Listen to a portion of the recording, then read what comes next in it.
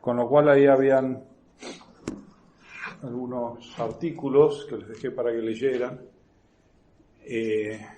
Uno sobre un poco la historia del derecho societario, tenía que ver con el tema de la historia de las personas jurídicas, de las sociedades, y otro tenía que ver ahí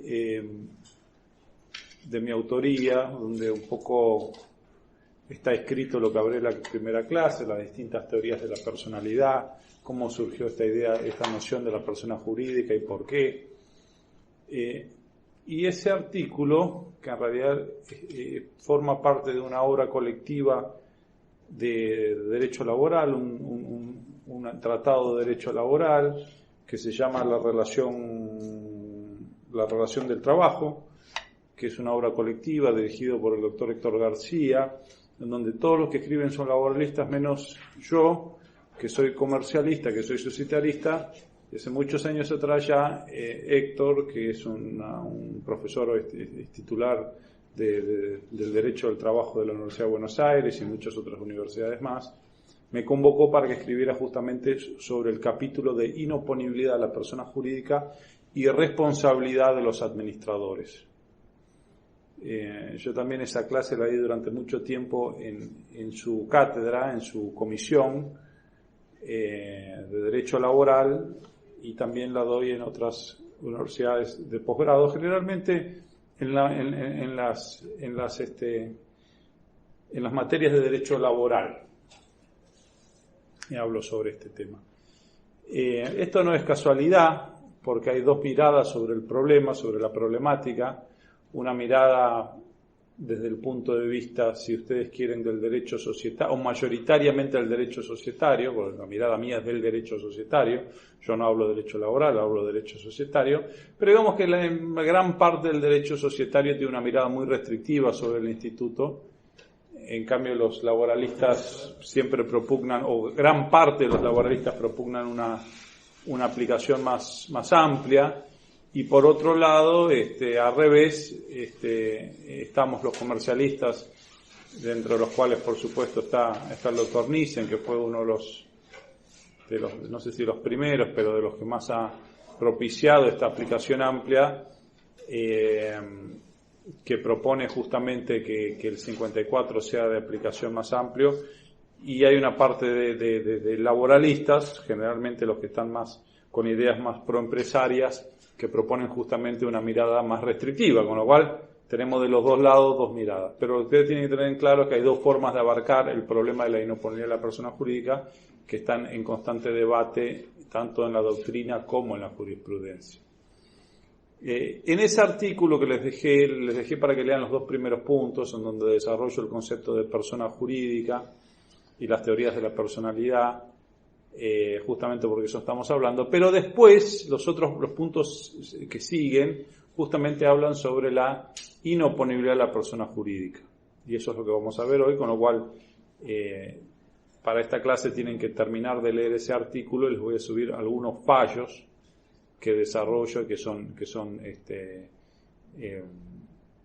son necesarios porque hacen el devenir de este instituto en nuestro derecho. ¿Alguien sabe de qué estamos hablando de inoponibilidad de la persona jurídica? ¿Qué significa? ¿Qué implica? Oponerle a terceros, digamos. No, vamos a hablar de la inoponibilidad de la persona jurídica. Si no me recuerdo que estuve leyendo en el historia, que cuando se conforma la persona jurídica, se conforma una persona distinta a la de sus miembros. Correcto. Y en caso de que haya fraude de la ley o alguna situación que vaya en contra de la finalidad de la persona jurídica, esa responsabilidad vuelve a las personas miembros en caso de que alguno de sus miembros sea. No está del todo mal, se acerca a la noción. Está bien para comenzar a trabajar un poco, a desmenuzar esto. Primera cuestión, ¿qué significa inoponibilidad? ¿Y qué significa eso? ¿Qué es en términos jurídicos? Sí. Ponerle un límite a la persona jurídica, en el sentido, si dentro de su confusión no tiene que curar la ley, ni la buena fe. No, está bien, pero esos son los efectos. Yo pregunto inoponibilidad. ¿Qué significa? Buenas tardes. ¿Qué significa que no puedo poner oxígeno por ahí? Correcto, surge el mismo término. ¿Y eso qué significa? No podría ponerse la persona jurídica de los miembros. O sea, si el miembro tiene una responsabilidad, no podría resguardarse en la persona jurídica. Estamos hablando, vos ya te metés en sí de la inoponibilidad de la persona jurídica. Yo pregunto en general, ¿qué significa? ¿De dónde surge la inoponibilidad? ¿Dónde la tenemos? ¿Qué significa? ¿Qué es? Surge de la ley. ¿De dónde? Surge de la ley general de sociedades. Del código. 144. Del código surge. ¿De qué parte del código? ¿Qué es la inoponibilidad? 144. No, eso es la inoponibilidad de la persona jurídica, pero yo estoy hablando de la inoponibilidad. Sola. ¿Saben lo que es la inoponibilidad? La inoponibilidad es una sanción legal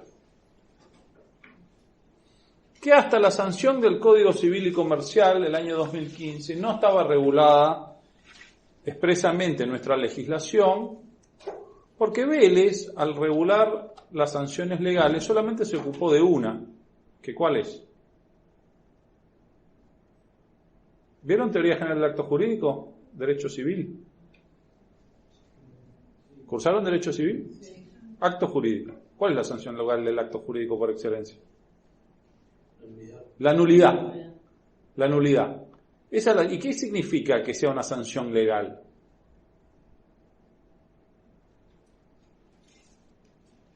¿Qué implica que la nulidad? ¿Qué hace la nulidad? ¿Cómo? ¿Qué efectos? Los efectos plenarios del acto. ¿Cuáles? Las obligaciones contra el derecho de persona. ¿Qué sucede cuando un acto es nulo? ¿Cómo? Cuando un acto es nulo. No tiene validez. ¿Cómo? No tiene validez. Si fue creado para un objetivo determinado, pierde Todos sus efectos.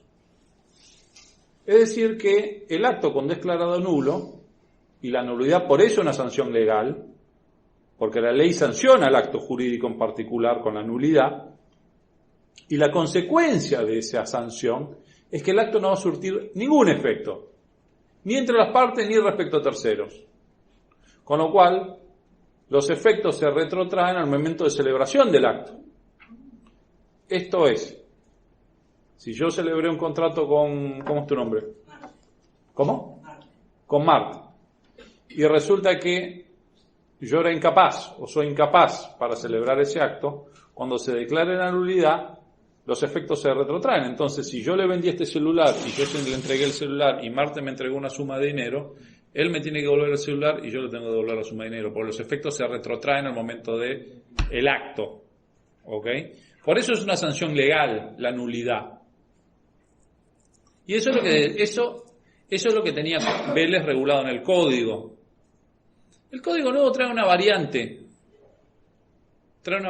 Mejor dicho, trae una...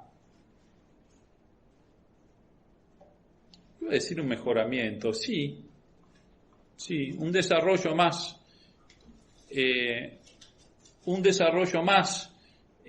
completo, porque en realidad la nulidad se sitúa dentro de algo más genérico, un instituto más genérico, que es la invalidez o ineficacia.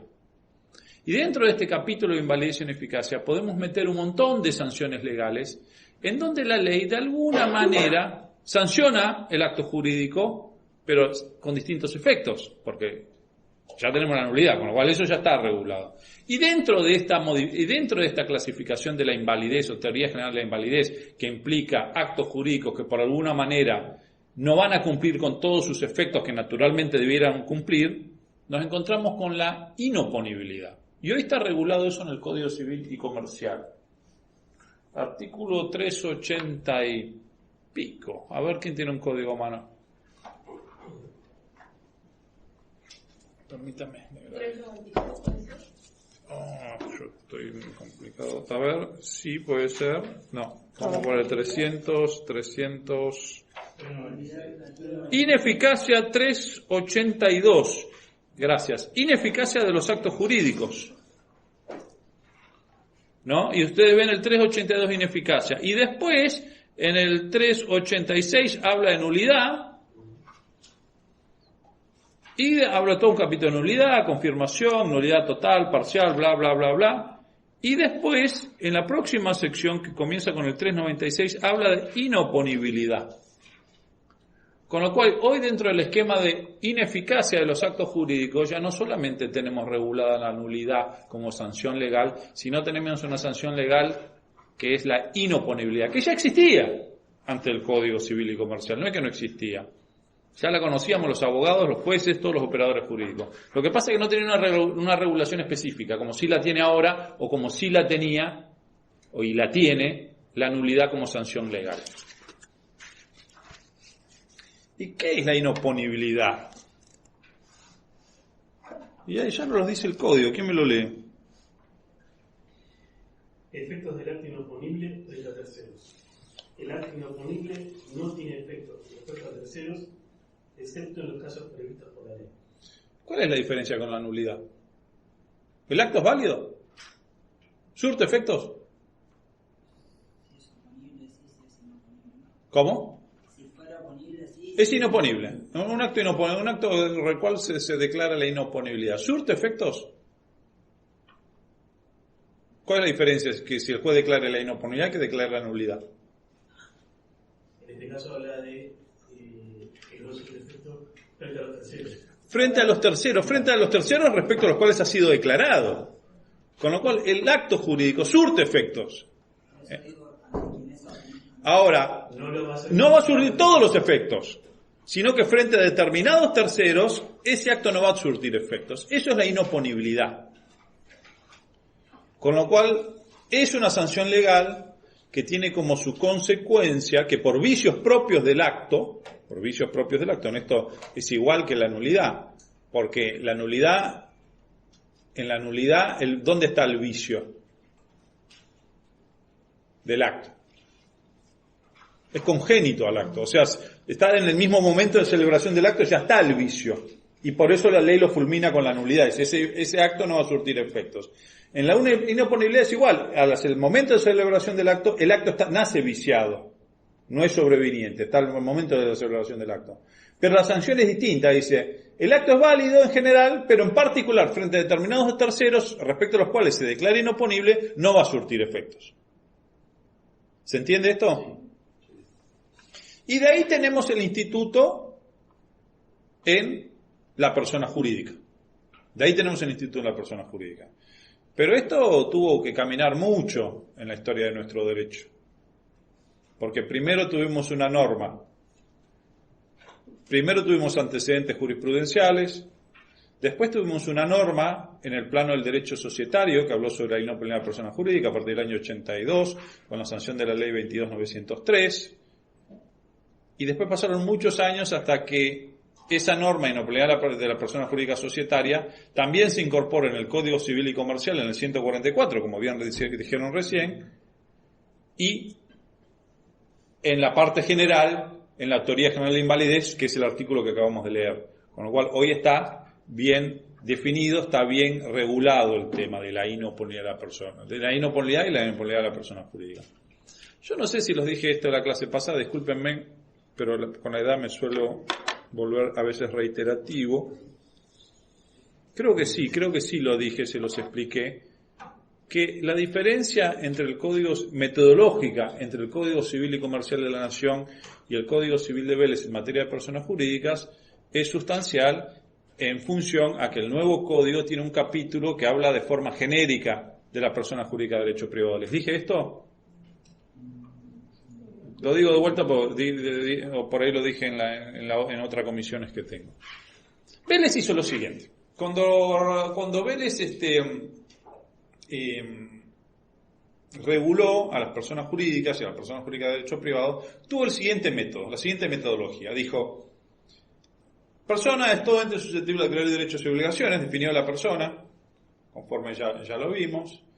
Después dijo, hay personas jurídicas de existencia visible, ¿no? Que ahora llamamos humanas, personas físicas, y hay personas de existencia ideal o moral, que son las personas jurídicas. Con lo cual, primera clasificación, personas de existencia visible, personas de existencia ideal. Bueno, las personas de existencia visible no requiere gran clasificación. Vélez creo que decían que eran aquellos que tenían rasgo de humanidad, si mal no recuerdo, que nacían vientre de mujer y tenían rasgo de humanidad. Para la época no estaba mal, tiene algunos problemas eso también, pero bueno, dejemos eso de lado. Y respecto a las personas jurídicas, dijo, las personas jurídicas o de existencia ideal a su vez se clasifican en dos. Las personas jurídicas de existencia ideal de carácter público y las de carácter privado. Sí, creo que esto lo dije acá, porque hablé después de las de carácter público, que son el Estado, los Estados extranjeros y la Iglesia, y las de carácter privado, y entonces las enumeró. Dijo, las de carácter privado son las sociedades comerciales, las asociaciones, fundaciones, simples asociaciones, mutuales, cooperativas y alguna otra más, y la que se dispongan por ley especial. Y entonces así estructuró Vélez la persona. Y después, cada una de esas personas jurídicas que Vélez enumeró en el código, se reglamentó por una ley especial.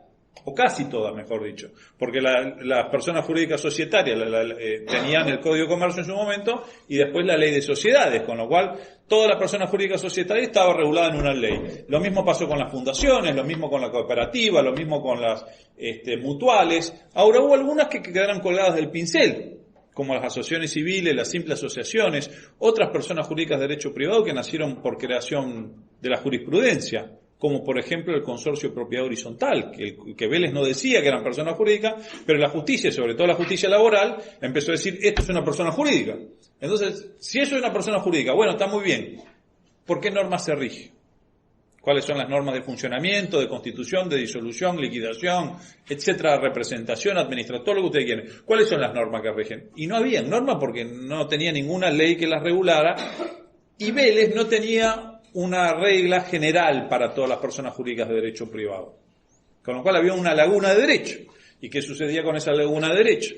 Bueno, en la práctica, la mayoría de lo que hacían, tanto los abogados como los jueces, bueno, como no tenemos ley aplicable, veamos lo que dice la ley de sociedades. Y entonces se aplicaban las normas de la ley de sociedades en cuanto fueran compatibles, y muchas veces no son compatibles, y muchas veces generaban estos graves problemas en su aplicación, porque una sociedad comercial, una asamblea de una sociedad comercial poco tiene que ver con una reunión de consorcio, como para tirarles un ejemplo, o poco tiene que ver con una reunión, con una asamblea de una asociación civil, que es totalmente distinta.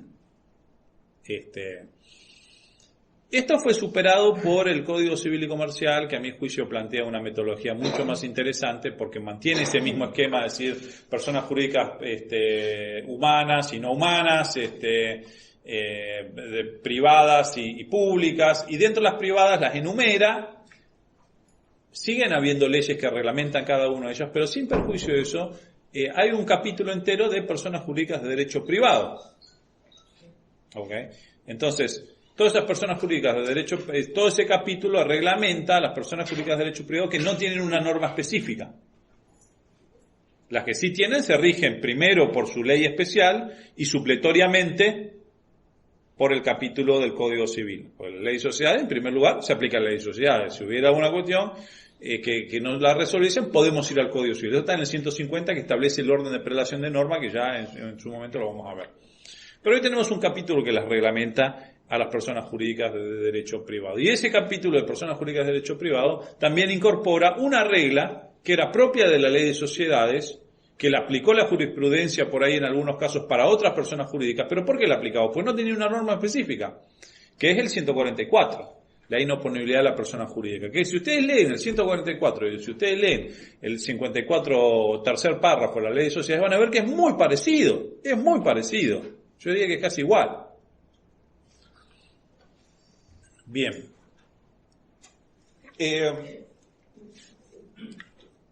Volvamos. El tema de la inoponibilidad de la persona jurídica tiene ya muchos años. La primera aplicación de este instituto es del derecho, por lo menos los más conocidos, viene del derecho anglosajón, dando algunos casos muy conocidos al respecto. No voy a hacer eje en ellos. Y en nuestro derecho, desde la década del 50, por lo menos que conozco antecedentes, aunque el primer gran caso es un caso que tiene que ver con el derecho concursal y que es un caso que llegó a la Corte, fue resuelto por la Corte, que es el caso Swift del TEC. ¿Cómo? Swift del TEC. El problema es cuando en ciertos casos se utiliza la persona jurídica de modo tal de causar o de utilizarlo como instrumento de fraude o de causar un perjuicio a terceros. Ahora vamos a ver los casos específicos. Porque, primera pregunta, ¿para qué sirve la persona jurídica? ¿Qué es la persona jurídica? Pues vamos a una inoponibilidad de la persona jurídica, tenemos que tener en claro cuál es el punto de partida. El punto de partida de todas las discusiones, ¿qué es la persona jurídica? ¿Para qué sirve? Para Sí, depende del objeto que tenga. ¿Cómo? Para que haya... Depende del objeto, ¿qué más? Es un instrumento legal para regular propiedades colectivas, propiedad de derecho de creación colectiva. Es un instrumento legal.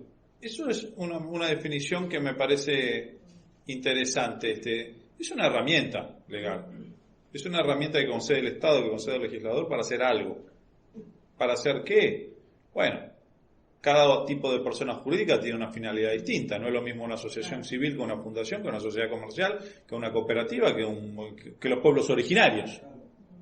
Poco tienen que ver. Pero lo cierto es que cuando el Estado, cuando la ley, cuando el legislador dice, acá hay una persona jurídica, otorga esa herramienta para una finalidad. Y no para otra cualquier cosa. Con lo cual, si yo quisiera hacer negocios particulares, lucrar con una asociación civil, lo podría hacer. De hecho, a veces lo hacen. Lo cierto es que estoy desnaturalizando la herramienta, porque el legislador en realidad previó que esa herramienta es para otra cosa, para hacer otra cosa. ¿Qué es lo que busca el legislador? Fomentar con esa herramienta, en el caso de la asociación civil. ¿Qué es lo que busca fomentar? ¿Por qué le reconoce personalidad jurídica a las asociaciones civiles? ¿Para qué?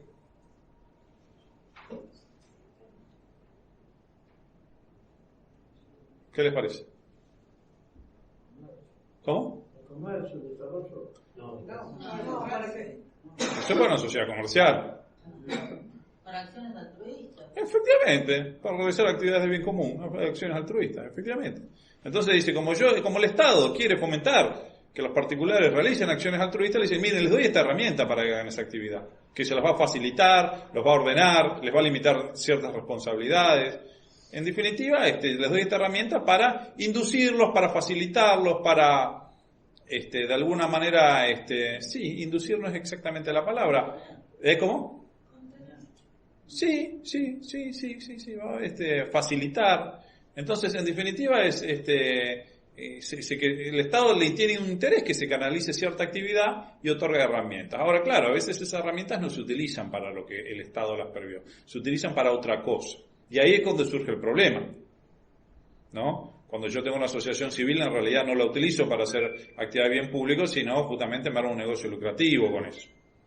Y ahí vamos a ver los alcances de la sanción legal de la persona jurídica. El caso Swift del TEC, de la década del 60.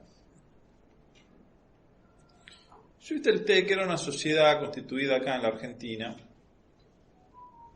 en la cual explotaba un frigorífico de capitales norteamericanos. Explotaba un frigorífico. Y resulta que ese frigorífico comenzó a andar mal, comenzó a ir mal, y la sociedad Swift del TEC se presenta en concurso preventivo de acreedores. ¿Ustedes saben lo que es eso? ¿Vieron concursos? No. El concurso es un procedimiento colectivo que tiene una finalidad. La finalidad es permitir que el deudor pueda mantener su actividad comercial y no vaya, y que no tenga que detener su actividad, sino darle una posibilidad que antes de que en definitiva sus acreedores lo terminen ejecutando y terminen de alguna manera paralizando la empresa o la actividad, permitir llegar a un acuerdo con los acreedores y a renegociar su deuda. Esa es la finalidad del procedimiento concursal. Entonces, cuando yo le debo plata a todos ustedes, ¿qué tal? Si yo le debo plata a todos ustedes tienen derecho individual de cada uno de ustedes de hacer ¿qué?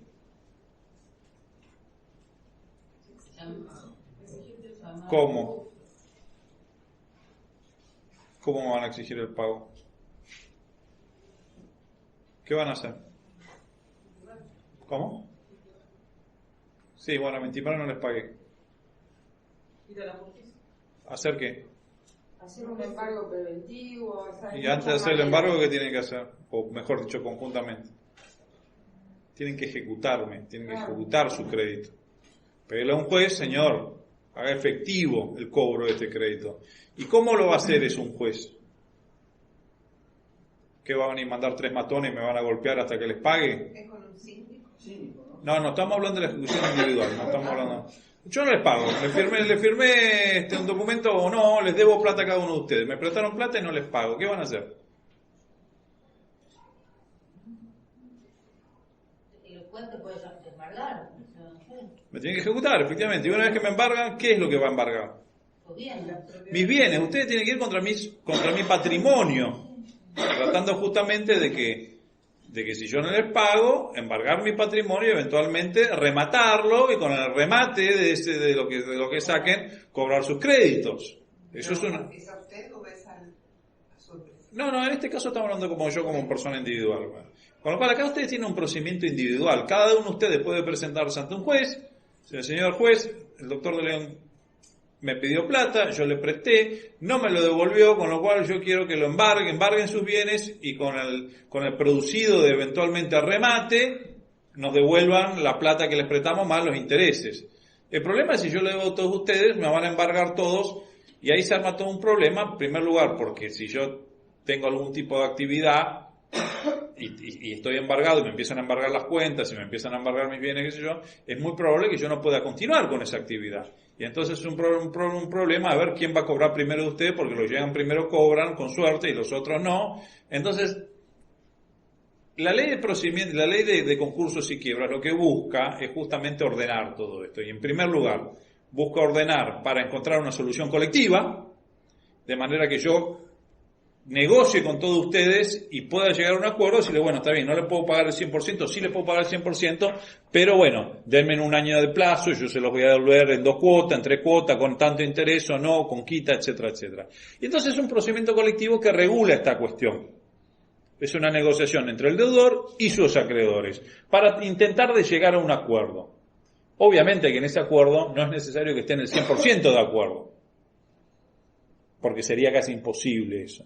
Pero sí la ley pone un porcentaje, ¿no?, de acuerdo. Entonces, lo que sucede en un concurso es, si hay un acuerdo en donde alcanzo ciertas mayorías, ese acuerdo es oponible a todos, en principio, aunque haya excepciones a la regla. Con lo cual, si usted no está de acuerdo, dice, no, yo quería el 100%, ahora me ofrecen el 60% en 3 cuotas, y yo, bueno, está bien, pero si yo logré el acuerdo con la mayoría, también se lo pongo a usted. Y se la va a tener que aguantar, aunque no le guste. Y no me va a poder ejecutar por fuera de ahí. ¿Se entiende? También existe la posibilidad de que yo no llegue a un acuerdo con ustedes. Y en ese caso el juez dice, bueno, entonces vamos a un proceso de ejecución, pero no un proceso de ejecución individual, un proceso de ejecución colectivo, donde justamente yo pongo un funcionario que es el síndico, que va a estar encargado de llevar adelante todo este proceso, y de lo que se saque, después hay un orden de cobro. Después hay un orden de cobro, no es que van a cobrar en función a que llegó primero, sino que la ley lo que hace es, bueno, algunos tienen más privilegios que otros, algunos tienen más prioridad que otros, etcétera, etcétera, etcétera. Según prioridades, seguramente el Estado de cada uno. Hay un montón de cuestiones ahí, de privilegios, si sean privilegiados o no privilegiados, el carácter del crédito, etcétera, etcétera. Esto fue lo que sucedió con Swifteltec. Swifteltec pide su propio concurso, porque el concurso lo pide el propio deudor, y empieza a negociar con sus deudores. Claro, la primera etapa en un concurso es determinar quiénes son los deudores. Si no sabemos ciencia cierta a quién le debo, difícil es llegar a un acuerdo, establecer mayorías, porque ¿cómo sabemos el número sobre el cual necesito tener el grado de acuerdo si ni siquiera sé cuántos deudores tengo? Con lo cual, la primera etapa se llama verificación, y es una etapa donde todos aquellos que dicen que tienen un crédito contra el deudor se tienen que presentar ante el juez y ante el síndico y decir, señor, a mí me debe tanto, y me debe tanto por tal motivo, y acompañar la documentación o lo que tengan a los efectos de demostrar de que efectivamente son acreedores. ¿Por qué es esto? ¿Por qué se imaginan que es esto? ¿Por qué tiene que haber una etapa verificatoria? Además para...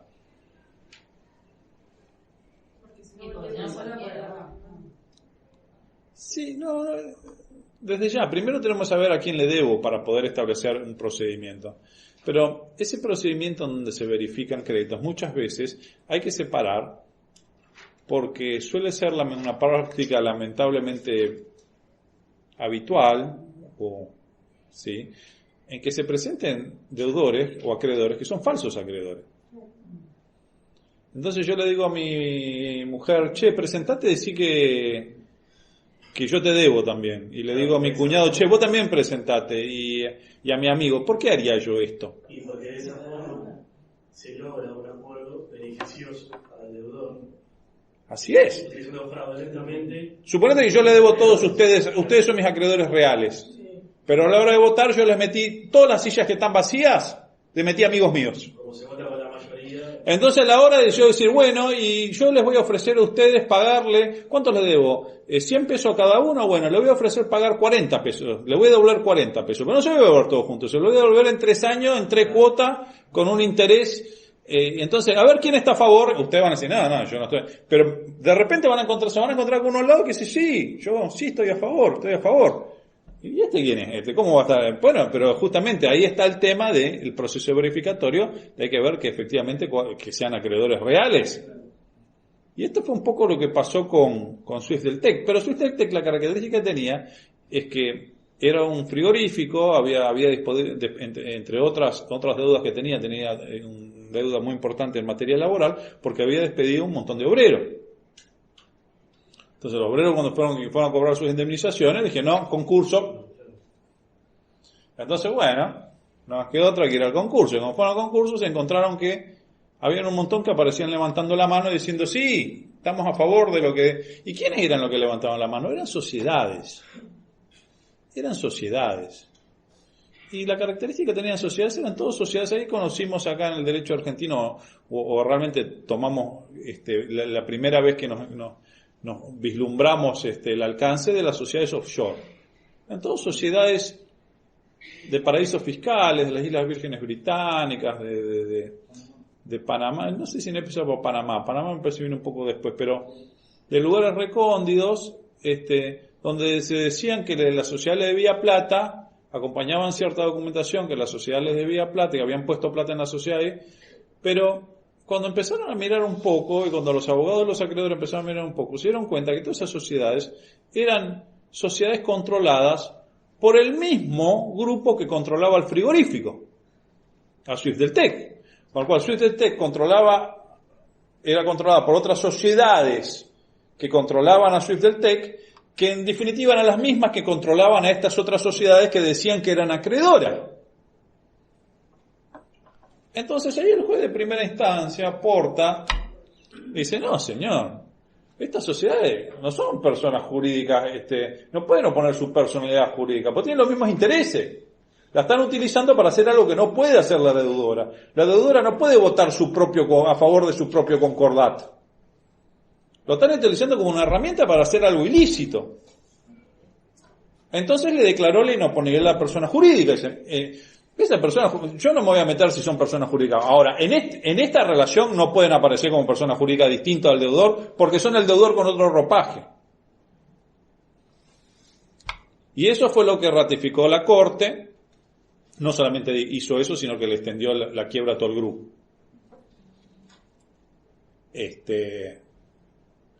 Y eso fue lo que ratificó la Corte, y fue uno de los primeros leading cases en materia en nuestro país de inoponibilidad a la persona jurídica.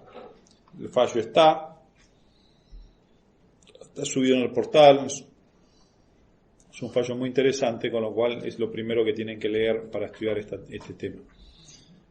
El segundo caso que yo menciono en el artículo ese, que también lo tienen que leer, donde todo esto que explico y todos los fallos que explico están todos referenciados ahí, pero además de eso tienen que leer los fallos, ¿no? El hecho de que yo los mencione no obsta que los tengan que leer. Es el caso Aybar con Pizzería Viturro. No es el primer caso ni por lejos, pero sí es un caso muy relevante, tiene un voto muy bueno, está muy bien fundamentado, y yo siempre marco la evolución de lo que es la inoperabilidad de la persona jurídica.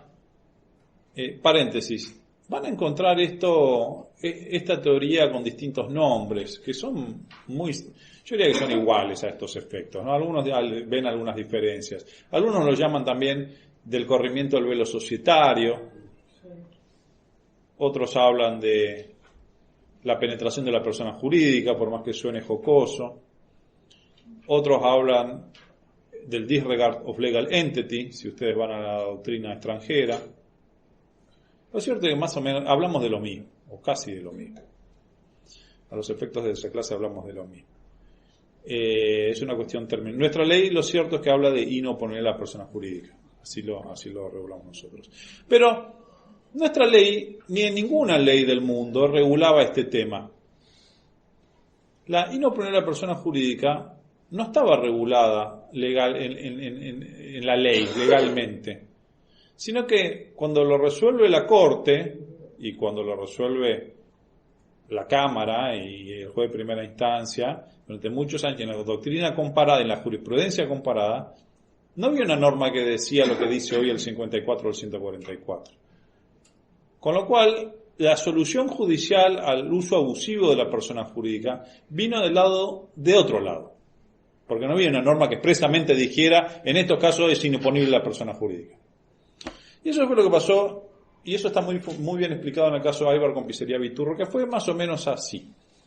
Esta pizzería, que era una SRL, Pizzería Viturro SRL, la cual, como dice su nombre, explotaba una pizzería, como todo pizzería, tenía empleados, tenía los bacheros, los mozos, los pizzeros, tenía un local donde funcionaba y donde vendía las pizzas, y funcionó bastante bien durante algún tiempo, pero un día los trabajadores fueron a trabajar como lo hacían habitualmente y se encontraron con un local vacío, totalmente vacío. Entonces llegaron a trabajar como siempre después del fin de semana y se encontraron que no había nada. Entonces dijeron, ¿qué hacemos? No hay más pizzería. Hasta ayer había una pizzería, ahora no hay pizzería. Bueno, fueron a ver los abogados. Los abogados dijeron, bueno, ¿qué tienen que hacer? Se tienen que dar por despedidos porque le están negando la prestación de las tareas para las cuales fueron contratados. Con lo cual ya se hicieron un despido indirecto. ¿Y a quién demandaron? ¿A quién demandarían? ¿Ustedes a quién demandarían? A los dueños de la pizzería. ¿Por qué? Y porque lo están sin trabajo, SRL es la sociedad, hay que demandar. Primero hay que demandar al empleador. El empleador era SRL, era la sociedad, con lo cual hay que demandar al empleador. Pero el problema era que el empleador existían los papeles nada más.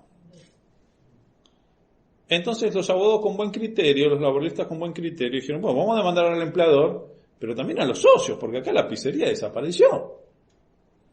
Entonces demandaron a la sociedad Pizzería Viturro SRL, pero también demandaron a los socios y a los gerentes.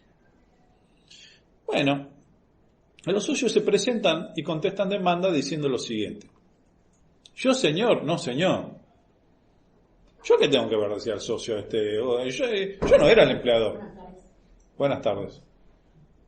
Yo no contraté a ningún mozo, no contraté a ningún maestro pizzero, no contraté a ningún bachero. ¿Por qué me tienen que demandar a mí? Si yo soy una persona jurídica, soy una persona distinta a la persona jurídica. Esta gente trabajaba por la persona jurídica. La ley me permite crear una persona jurídica, la ley me permite limitar la responsabilidad. Yo ya puse en la persona jurídica. ¿Por qué me están demandando a mí? Yo no tengo nada que ver, en todo caso arréglense con la persona jurídica. Esa fue la defensa básicamente de los socios. ¿Qué dijo el juez Rodríguez Aldao, juez laboral de primera instancia en esa época, que fue confirmado el fallo por la Sala Tercera de la Cámara Nacional del Trabajo? Desde entonces ha tenido una jurisprudencia, a mi criterio, magnífica, cada vez más elaborada.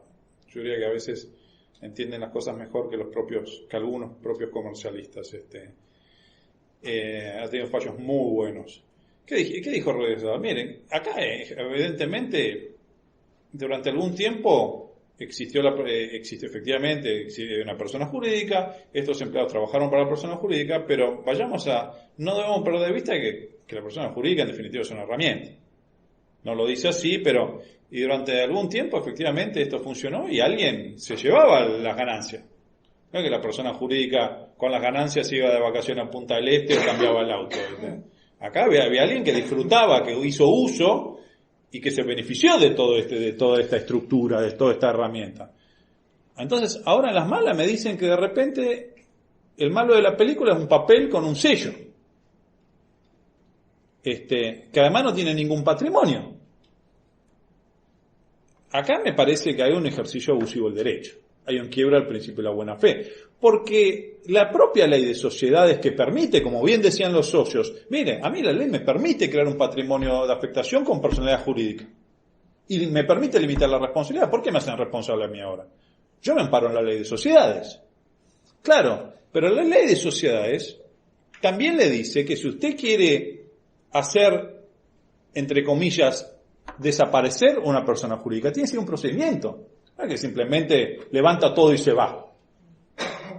Hay un procedimiento de disolución, de liquidación y de cancelación. Con lo cual el juez dice, mire, ustedes si quieren prevalecer del beneficio de la personalidad jurídica diferenciada y limitación de responsabilidad, pero no se hacen cargo de lo que no cumplieron. Se quieren tomar los beneficios, pero no se hacen cargo de las obligaciones que esto conlleva.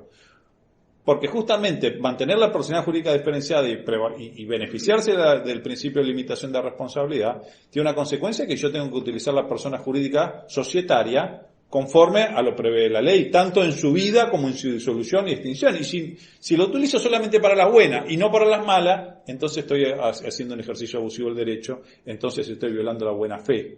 Principio cardinal del derecho patrimonial privado. ¿Ok? Dos principios, derecho patrimonial privado. ¿Cuáles son? Sobre eso se asienta todo el derecho privado. ¿Cuáles son? ¿Qué más? ¿Vieron obligaciones? ¿De dónde surgen todas las obligaciones?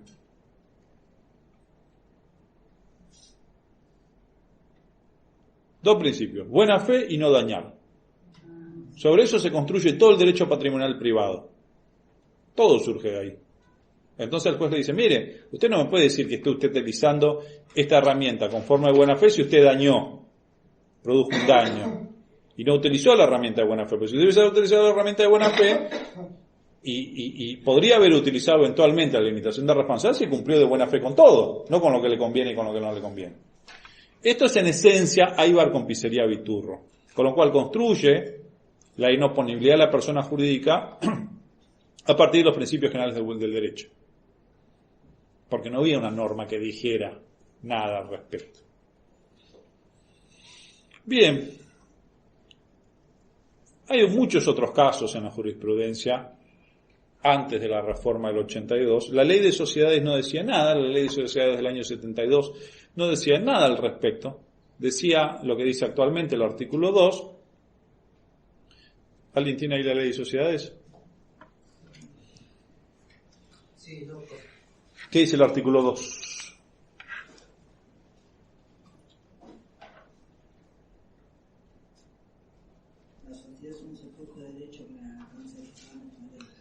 La sociedad es un sujeto de derecho con el alcance fijado por esta ley.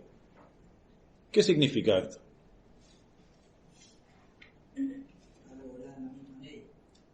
Sí, pero primero, ¿qué significa la sociedad ser un sujeto de derecho? Tiene derechos y obligaciones. Entonces, ¿qué es? Es una persona. Sujeto de derecho y persona jurídica son equivalentes acá. ¿Okay? La sociedad es una persona jurídica. pero no con todos los alcances, con los alcances de esta ley, hasta acá. Esto tiene que ver con lo que hablamos al principio, es una herramienta que el legislador la reconoce por personalidad jurídica a esos fines, a los fines de la ley de sociedades. Si usted se va de ahí, entonces ahí ya no tiene más personalidad jurídica.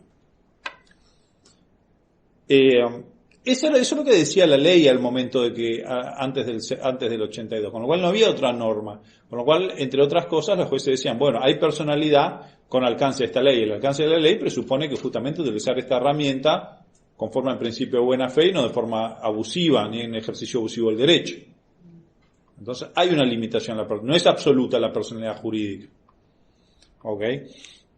En el año 82 pasa algo muy novedoso para la Argentina y novedoso para el mundo, porque hasta donde yo sé hay 2 o 3 países nomás en el mundo que regulan la inoponibilidad de la persona jurídica. Uno de los cuales es el nuestro. Nuestro fue el primero, que tiene una norma específica que habla sobre la inoponibilidad de la persona jurídica. En el resto del mundo no lo utilizan. ¿Por qué? Porque lo arreglan con los principios generales del derecho. Ahora, yo siempre me pregunto, y esta es una opinión estrictamente personal, ¿por qué nosotros lo regulamos y los otros países no? ¿Será porque nosotros somos brillantes, muy, muy brillantes, y los demás no tanto? Esta es una sospecha mía, tómenlo como comentario mío, porque no lo dice nadie. Yo tengo mi sospecha de que se reguló el Instituto de la Inoponibilidad de Persona Jurídica para limitarlo. Lo mismo como se hizo con la ley de habeas corpus. ¿No? La ley de habeas corpus surge por una creación pretoriana, pero coincidencia. ¿La persona jurídica? Sí.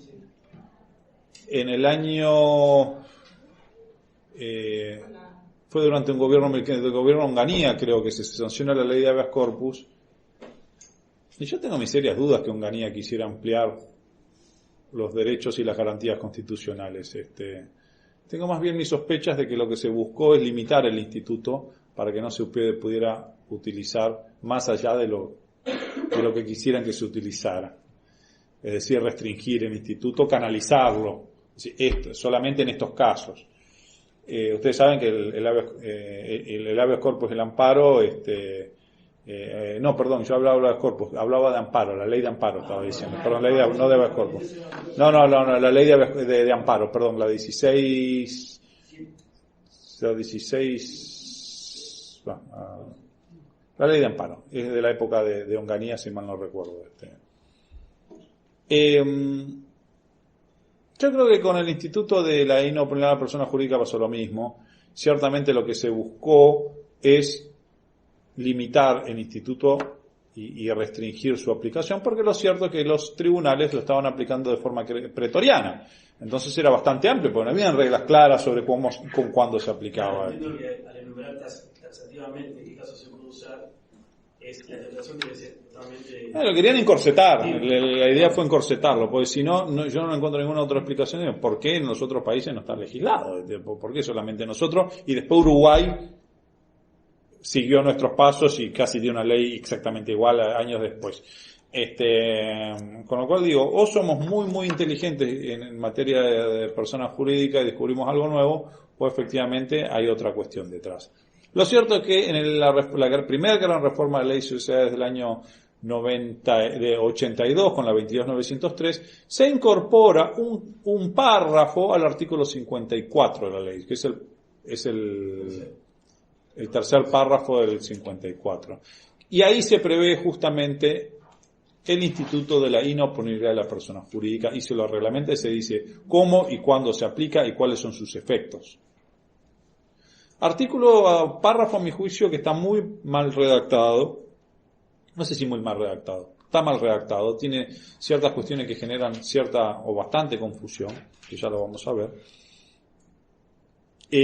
pero que a pesar de ello, creo, más allá de que soy crítico, creo que fue un avance. Yo soy, en eso creo que más allá de que se buscó de cierta manera encorsetar el instituto, que todavía hoy sigue sigue peleada la cuestión, sigue debatida la cuestión de cuál es el alcance del instituto, y creo que hace 50 años que está discutiendo lo mismo y todavía no hay un acuerdo, porque depende del enfoque que uno, la mirada que uno tenga, va a entender que se aplica de una manera o se aplica de otra.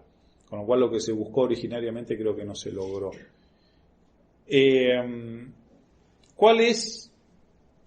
Bueno, el año 82 se regula esto, y a partir de entonces comienzan a aplicarse la inopinabilidad de persona jurídica, ya no solucionando el tema con las herramientas del derecho común, sino ahora con una norma específica, que es el 54.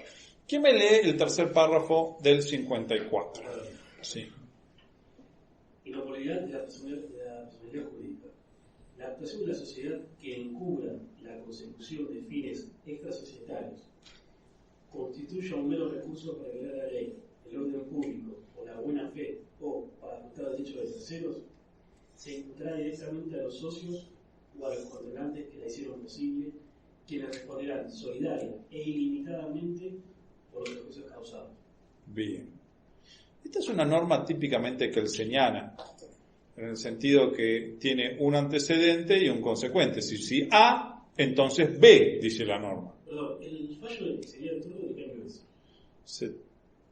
Antes del... Es previo. Sí, es previo. 70 y pico es. Sí, es previo. La norma dice, la actuación de la sociedad que encubra fines extrasocietarios y sea un mero recurso para violar la ley, la buena fe, los derechos del tercero, el orden público, se imputará directamente a los socios o controlantes que lo hicieran posible, quienes responderán de forma solidaria y limitada por los perjuicios causados, palabras más, palabras menos. Ahí hay varias cuestiones. En primer lugar, ¿qué significa actuación? Es un concepto jurídico que no está definido en nuestra normativa. No hay ninguna norma en nuestro derecho que diga qué significa. Por ejemplo, si decimos el acto jurídico, que resulte tal o cual cosa, sabemos lo que es acto jurídico porque tenemos en nuestra ley regulada minuciosamente la autoridad del acto jurídico, con lo cual sabemos qué es el acto jurídico. También tenemos, si bien no está expresamente regulado, sí está más desarrollado el concepto de actividad. Tenemos varias normas que hablan de actividad. Y si bien no tenemos una norma que nos dice específicamente qué es actividad, es un tema bastante conocido para los comercialistas, porque el acto jurídico, la noción del acto jurídico es propio del derecho civil, porque es un acto más aislado, más estable, menos dinámico que la actividad. La actividad es propio del derecho mercantil, porque el derecho mercantil regula una actividad, no regula un acto. La actividad puede ser la contabilidad. Efectivamente, regula actividades generales. Nace como un derecho regulatorio de una actividad específica, la actividad mercantil. Con lo cual es una noción que conocemos desde el siglo XV en adelante. En el siglo XIX hubo varios que teorizaron sobre la actividad, entre ellos estaba uno de los juristas más brillantes del derecho comercial, a mi juicio de casi todo, que por lo menos que seguimos mucho en este país, que es Tullio Scarelli. Tullio Scarelli era un italiano. Él tuvo obras durante el fascismo, no era fascista Tullio, de hecho después se terminó exiliando y terminó en Brasil, pero era un tipo que tuvo una importancia tremenda dentro del derecho comercial italiano y societario, y después mucho de sus obras acá fueron seguidos por nuestros juristas, con lo cual Scarelli fue un tipo realmente muy importante en el pensamiento del derecho societario decimonónico, y él hablaba de actividad y decía, bueno, la actividad en definitiva es un conjunto de actos que están entrelazados, encadenados en sí, pero que persiguen una finalidad común. No es un solo acto, son varios actos, pero que están interrelacionados y que en definitiva todos persiguen el mismo objetivo. Ahora, no hay que mirarlos de una forma aislada, sino hay que mirarlos desde una forma conjunta y en movimiento, no estáticamente. Eso es actividad. Con lo cual, la noción de actividad la tenemos en nuestra ley de sociedades. Tenemos el acto, la sociedad de objeto ilícito y tenemos la sociedad de actividad ilícita.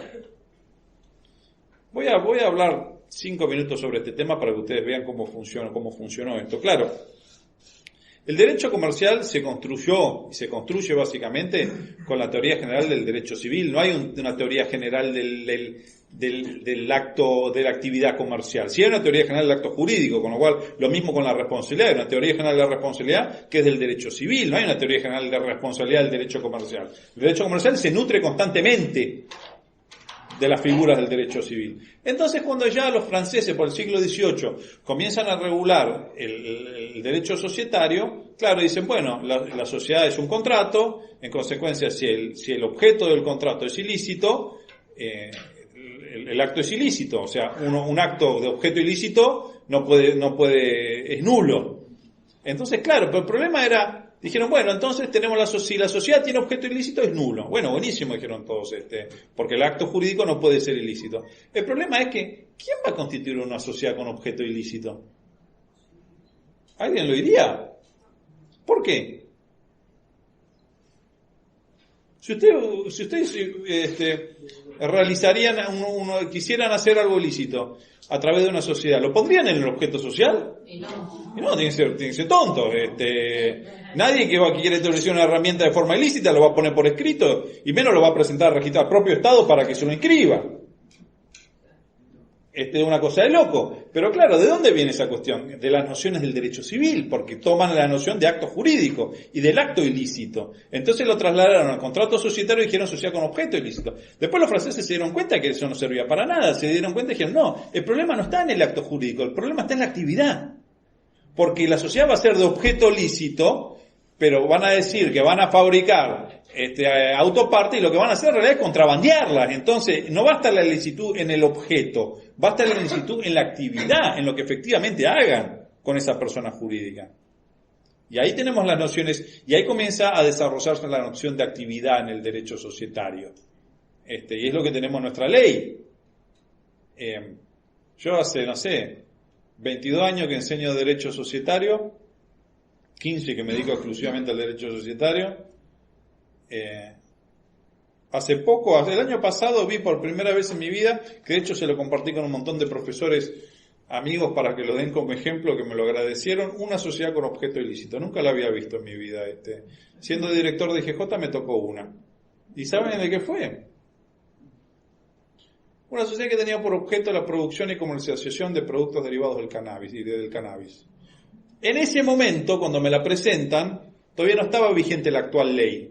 Estaba vigente la ley que permitía el uso medicinal exclusivamente. Y para producir cannabis, decía la ley, que tenía que ser o el autocultivo, con prescripción médica, o el cultivo por parte de asociaciones civiles que tenían esa actividad en definitiva, con fines medicinales.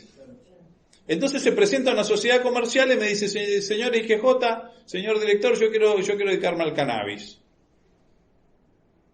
Señor, usted es un narcotraficante en esta ley. En el marco de esto es un delito penal lo que usted me está proponiendo, lisa y llanamente, porque no existe una ley que permita que usted realice... Dejemos el tema moral de lado.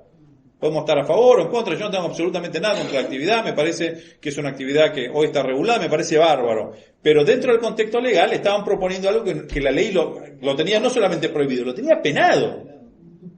Lo tenía penado, Con lo cual, bueno, pero yo no perdí de vista de que a su vez existía una ley que tenía media sanción del Congreso, próximo a tratarse por la Cámara Senadora, diputado, no sé cuál fue, con lo cual, y que el tema ya estaba, con lo cual yo hablé con las autoridades del Ministerio de Salud, hablé con las autoridades del Ministerio de Producción, analicé toda la normativa, pero efectivamente cuadraba en el 18.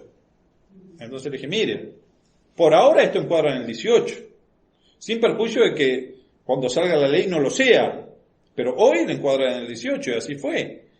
Y a las pocas semanas, a los pocos días, salió la ley, se ve que ellos sabían que iba a salir la ley, y entonces se presenta y me dije, mire, ahora esa actividad que era prohibida, ahora es legal. Con lo cual pasamos de tener un objeto prohibido por la ley a tener un objeto permitido por la ley, desde ya que tiene que tener los permisos correspondientes, hay un organismo de control, es una actividad reglamentada y fiscalizada por parte del Estado, como un montón de otras actividades. como la de seguro, como la de, no sé, bancaria, etcétera, etcétera, etcétera. Pero ¿qué les quiero decir con esto? Actividad y objeto. Acto y actividad. Pero en la ley, en el 54, no habla ni de acto ni habla de actividad, dice la actuación. La actuación de la sociedad que encubra fines extrasocietarios. Ahí hay todo un debate en cuanto empezamos a ver qué significan los fines extrasocietarios, ¿no? ¿Qué son los fines extrasocietarios? ¿Cuáles son?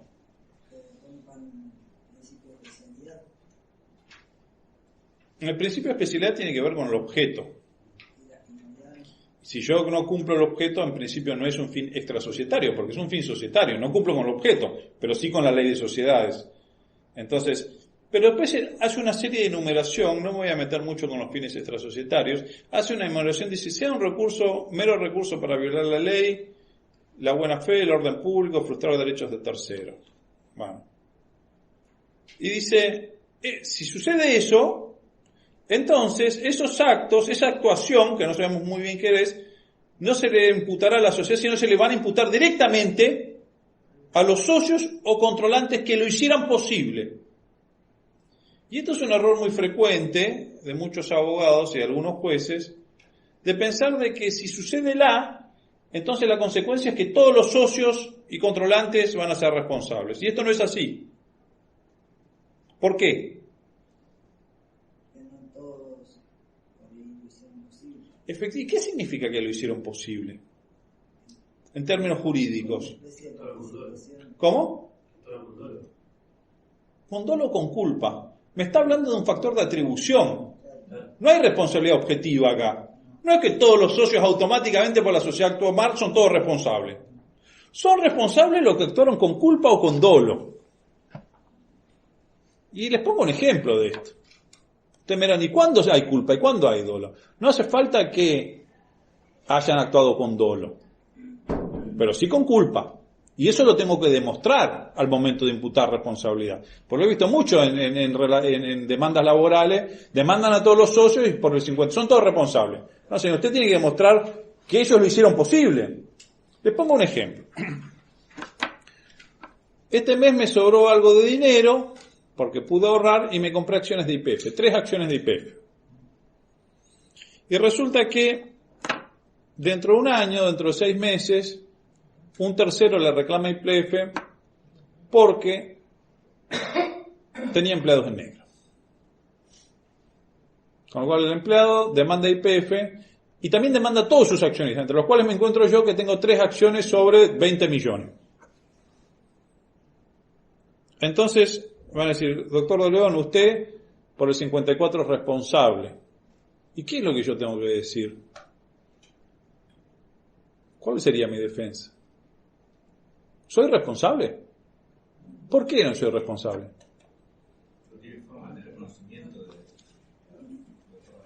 Mire, señor, yo actué de buena fe.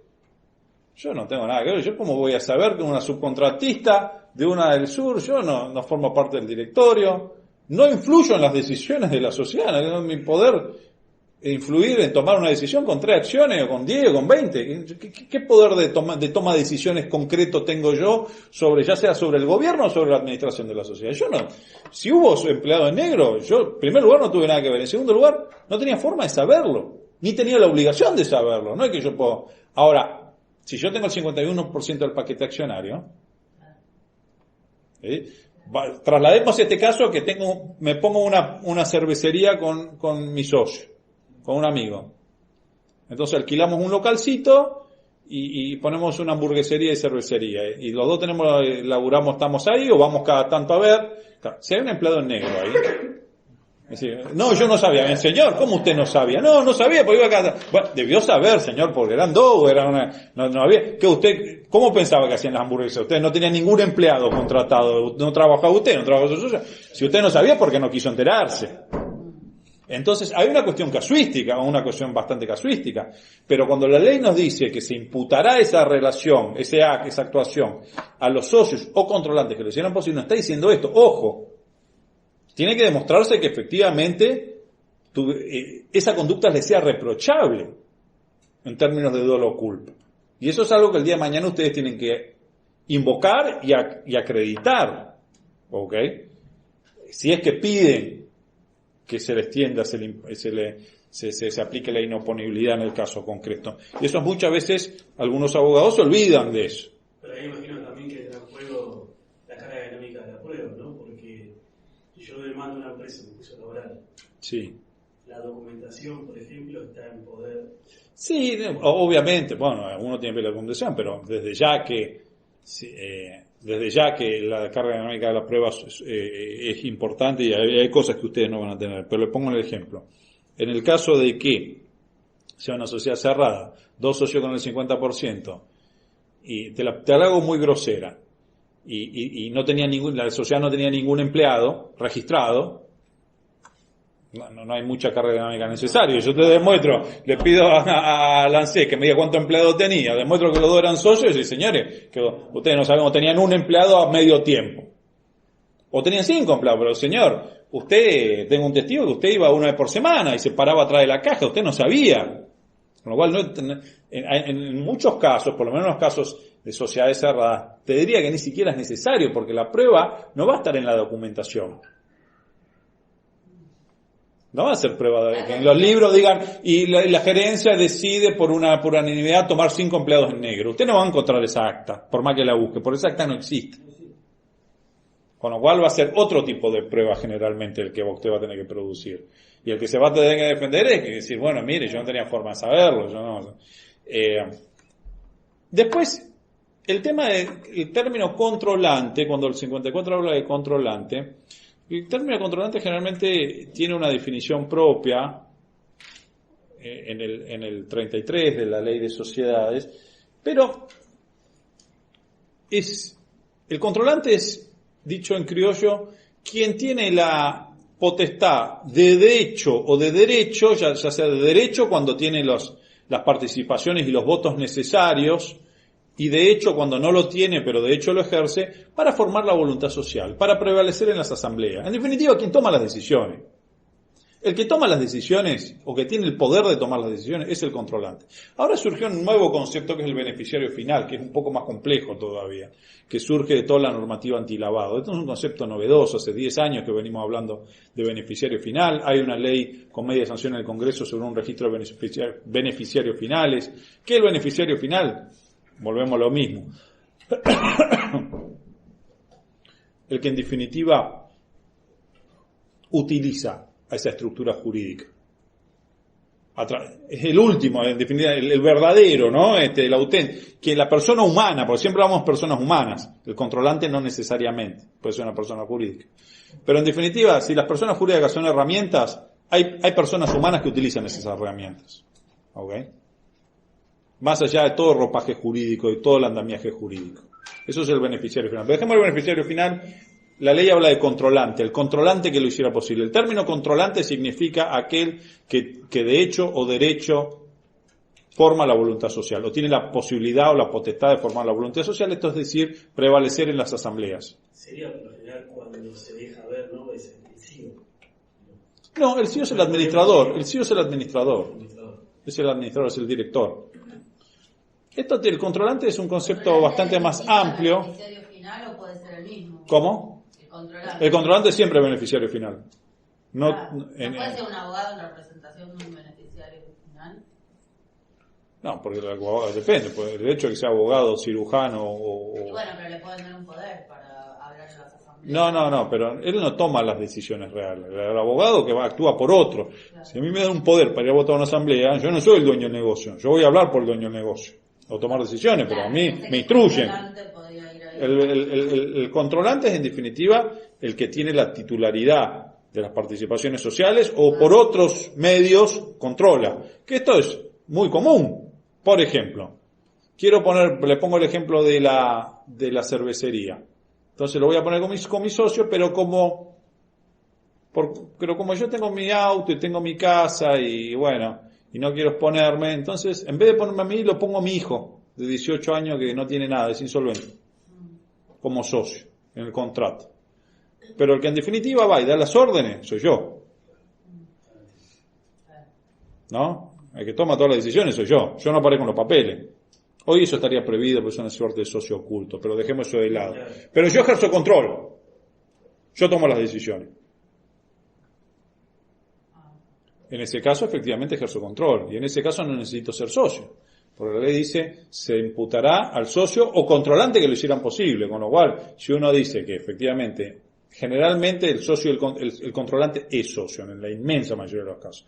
Pero pudieran haber, y hay alguna jurisprudencia laboral, en donde lo que se dijo el juez laboral es, mire, acá el doctor de León no apareció nunca en los papeles de la sociedad, pero todos los empleados me lo señalan como que el tipo que estaba parado atrás de la caja y me daba las órdenes. Y que si llevaba la recaudación todos los días. Y le daba las órdenes al contador, con lo cual, efectivamente, más allá que él no aparezca, él es el controlante. De hecho.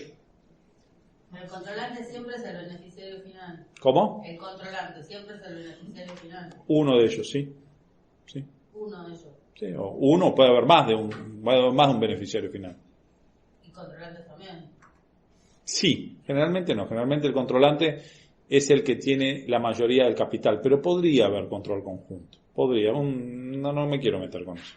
Generalmente el controlante es el mayoritario, el que por sí solo no necesita otro para poder tomar decisiones. Si soy controlante no necesito de otro para tomar las decisiones, las tomo yo porque tengo el poder suficiente para tomarlas yo. Si somos 100 socios y cada uno tiene un voto, no es que somos 100 controlantes. Pues yo necesito los otros, por lo menos necesito otros 50 para tomar una decisión. Para dar un ejemplo claro sería como Magneto Clarín. No conozco el pormenor del grupo Clarín, así que no te sabría decir. Pero bueno. Segunda cuestión, entonces, el tema del factor de atribución como presupuesto para que proceda el instituto de inoponibilidad. Tiene que haber un factor de atribución.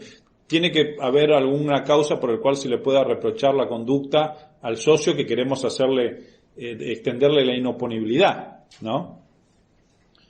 Y justamente lo que dice el 54, fíjense, es que esa actuación que encubre fines extrasocietarios, un mero recurso para la ley, bla, bla, bla, bla, bla, se le imputará, dice el artículo, se le imputará. ¿Esto qué significa? ¿Qué significa imputar? Atribuir. Efectivamente, la consecuencia de esos actos se le atribuyen a esas personas. Ahí está la inoponibilidad. Me salteo la persona jurídica. La persona jurídica lo realizó, pero si realizó esos actos, las consecuencias de esos actos directamente se las imputo al socio controlante que lo hicieran posible. ¿Y cuál es la consecuencia? Además, que van a responder personalmente, de forma solidaria y ilimitada, frente a ese tercero, o esos terceros.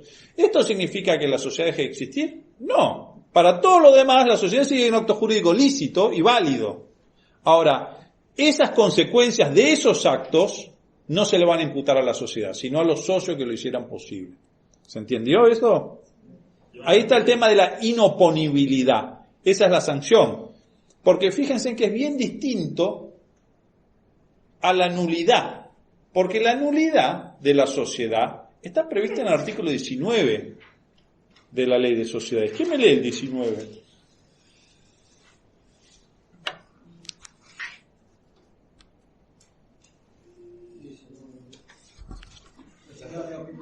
Lícito con actividad ilícita. Sí. Artículo 19. Cuando se considera que objeto ilícito realizarse actividades ilícitas, se procederá a su disolución y liquidación a pedido de parte o de oficio, aplicándose las normas dispuestas en el artículo 18. Los socios que acrediten su buena fe quedarán excluidos de lo dispuesto en los párrafos 3 y 4 del artículo anterior. ¿Cuál es la sanción por actividad ilícita? La disolución y liquidación. Esto es, la persona jurídica se tiene que ir. La tengo que sacar del mercado, porque no es valiosa para el derecho. ¿Le dice a pide parte o por oficio? Si nadie la pide, sí o sí. La puede pedir, tiene que ser declarada judicialmente, con lo cual, o la puede pedir cualquier tercero, o el juez se da cuenta y la puede pedir el juez. ¿Ok? Pero lo importante es que acá es un supuesto de nulidad, porque la nulidad societaria es más compleja que la nulidad civil. Pero en definitiva, el efecto es que el acto es nulo y en consecuencia tenemos que sacarlo, tenemos que disolver y liquidar a esa persona jurídica. Cosa que no sucede con el 54. En el 54 la persona jurídica existe, va a seguir existiendo, es válida, el legislador la ve como algo beneficioso, simplemente que ciertos efectos de una relación jurídica no se le van a atribuir a la persona jurídica, sino a los socios que lo hicieron posible. Fíjense que es totalmente distinto, porque en un caso la sociedad se tiene que ir y en otro caso no, simplemente algunos efectos se tienen que ser responsables los socios. Esta es la gran cuestión. Vamos a seguir un poco con el estado de la jurisprudencia, porque ya por el año fines de los 80, de la mano de los tribunales del trabajo, fundamentalmente nuevamente de la Sala Tercera de la Cámara Nacional del Trabajo, hay dos fallos que fueron bastante resonantes para la época, que son delgadillos de Linares con Chatel y Duquelsi con Fubar. Ambos fallos también están subidos en la plataforma, en el aula virtual, lo tienen que leer, pero se trató de dos supuestos de empleo no registrado, o vulgarmente empleo negro, como se le dice, ¿no? En donde la trabajadora o el trabajador, no recuerdo si era él o ella, se da por despedido, lo despiden, estaba mal registrado y entonces reclama su indemnización derivada de la ruptura del contrato de trabajo, no solamente a la sociedad, sino también a los socios y a los gerentes de las sociedades. En el caso del Delgadillo de Linares con Chatel, la Cámara dice, efectivamente, el trabajo en negro implica una violación a la ley, implica una violación al orden público, porque hay orden público laboral, es una actuación que es violatoria de la buena fe y en definitiva frustra el derecho de terceros, con lo cual hace lugar al planteo y dice la deficiente registración laboral es un presupuesto que hace encuadrar a la sociedad en el artículo 54 en el tercer párrafo y le extiende la responsabilidad en consecuencia de esa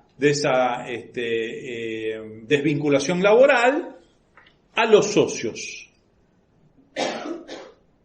Lo mismo sucede en Duquelsi, con cierta variante, porque en Duquelsi la Cámara dijo algo más.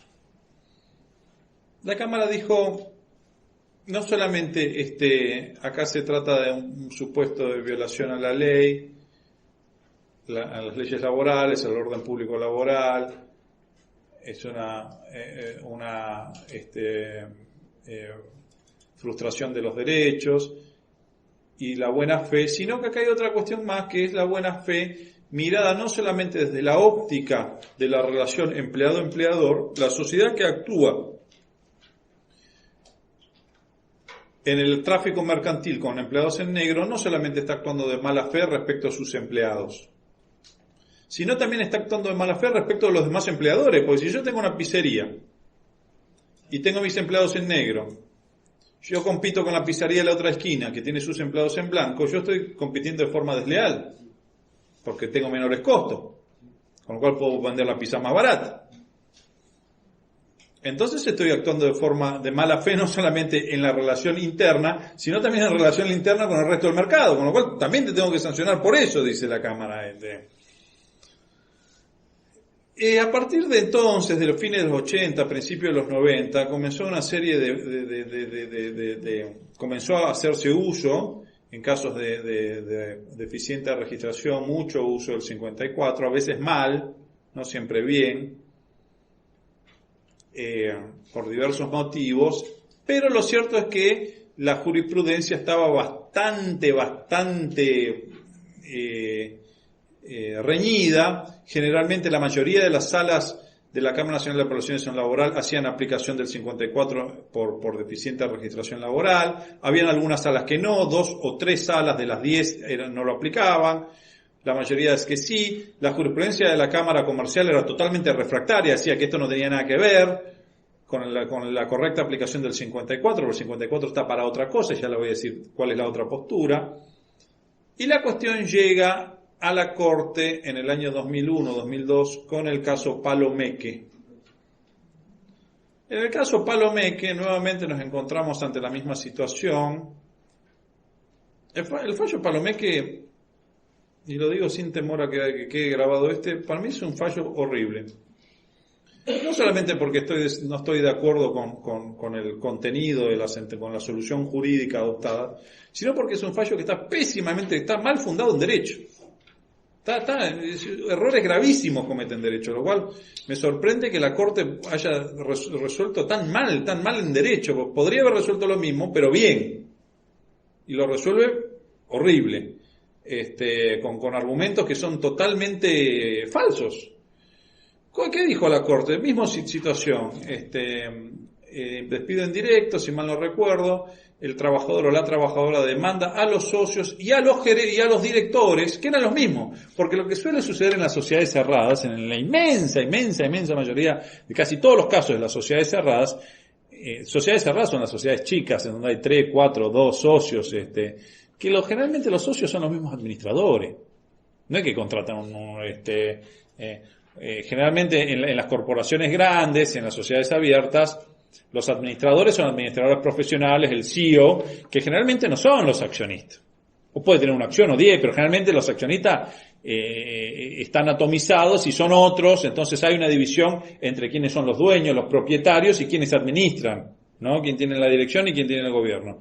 Eso no sucede casi en nuestro país. Y en la realidad de nuestro país es que la inmensa mayoría de las sociedades son sociedades cerradas, la inmensa mayoría son pymes, micropymes, pequeñas pymes, donde los socios y los administradores generalmente son los mismos. Entonces, abierto y cerrado, como lo estamos hablando, ¿tiene que ver con el tamaño o con el...? No, yo cuando digo cerrado porque no cotiza en bolsa. ¿Ok? Al no cotizar en bolsa, generalmente el número de accionistas o de socios es pequeño, es limitado. En mi vida como abogado, que me dedico al derecho societario, y me he dedicado bastante, he visto muchas sociedades, lo puedo asegurar, porque trabajé en el registro los últimos 4 años, pero antes de eso trabajé como asesor del colegio público también, en la inspección durante 10 años, con lo cual veía muchos estatutos. La inmensa mayoría, yo diría que no pasan de 10 socios, la inmensa mayoría. Y me animaría a decir menos también.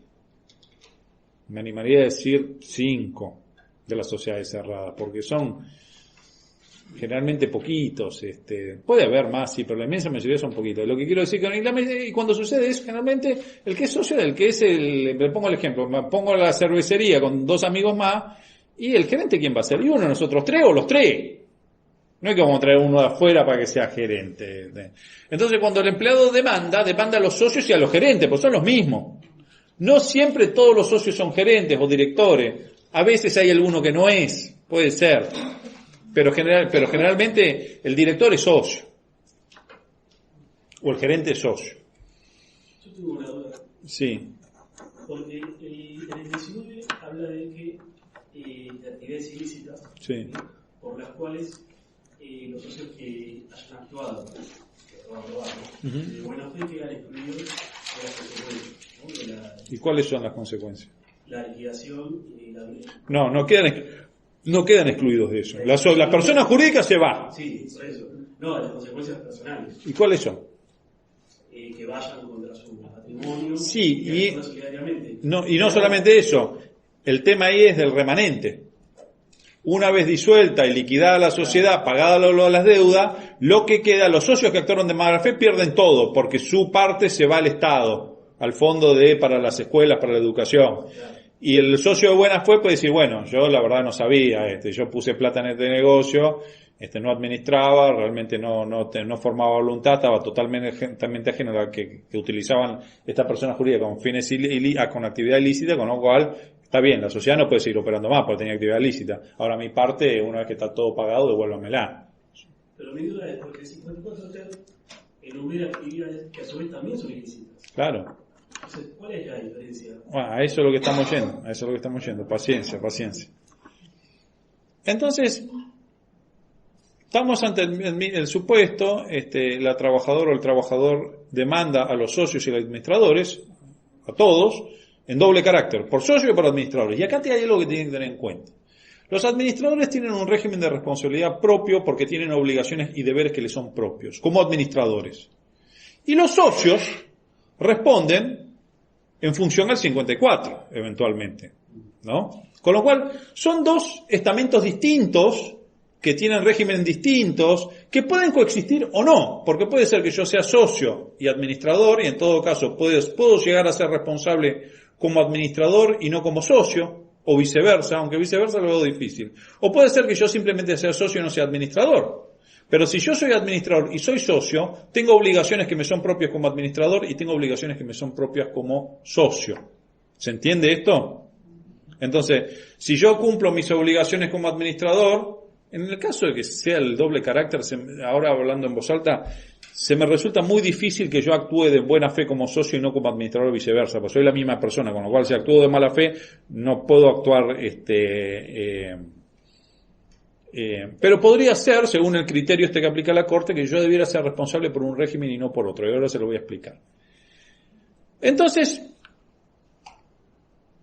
la Sala Décima le extiende la responsabilidad a estos señores, a los administradores y los socios, por la falta de registración de empleo. El caso llega a la Corte, y la Corte hace una serie de consideraciones. Y dice, lo primero que dice es, bueno, la aplicación del artículo 54 ter es de criterio restrictivo. Con lo cual, tenemos que aplicar un criterio restrictivo. ¿Y por qué le tenemos que aplicar un criterio restrictivo? Es restrictivo decir, en caso de duda, no. Eso es un criterio restrictivo. No lo dice el artículo en primer lugar, pero dejemos eso de lado, en caso de duda. ¿Y por qué dice? Porque en realidad las sociedades son los motores de la economía nacional. Y si nosotros, de alguna manera, las tratamos mal, aún en un caso particular que puede ser una causa justa, la consecuencia es que vamos a estar haciendo un daño mayor a la justicia que queremos estar haciendo. ¿Por qué? Y esto es un poco lo que hablamos en la clase pasada conmigo. Son herramientas para el desarrollo de la producción nacional, de la economía. Con lo cual, ojo, dice la Corte, con tratar mal esta herramienta. Apliquemos un criterio restrictivo, no vayamos demasiado. Porque si la tratamos mal, en definitiva, lo que estamos desalentando la iniciativa privada. Estamos desalentando a que la gente haga negocios y estamos desalentando a que el país produzca, a que la economía crezca. Entonces, si esta es una herramienta, la personalidad jurídica diferencial y la limitación de responsabilidad, que nos da el legislador justamente para fomentar estas actividades, ojo con el uso de esta herramienta. Eso es lo que nos dice la Corte. Ojo, y entonces apliquémosle un criterio restrictivo. Ante la duda, no.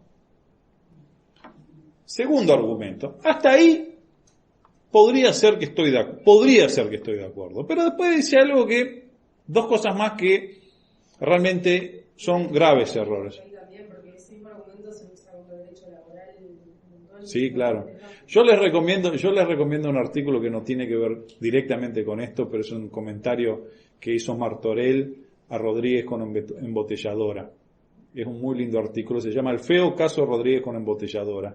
Así se llama el artículo, si lo encuentro se los voy a subir. En donde es la misma corte que resuelve a Rodríguez con embotelladora. ¿Ustedes se acuerdan que leyeron el caso de Rodríguez con embotelladora? Bueno, si ven laboral lo van a ver porque en definitiva, la Corte lo que resuelve ahí en Rodríguez nos dice, bueno, esto es así, pero dice, bueno, pero si resolvemos en tal caso, económicamente, esto va a parecer un perjuicio tremendo a la economía, qué sé yo. Entonces, lo que dice Martorell es, en el derecho tenemos dos categorías.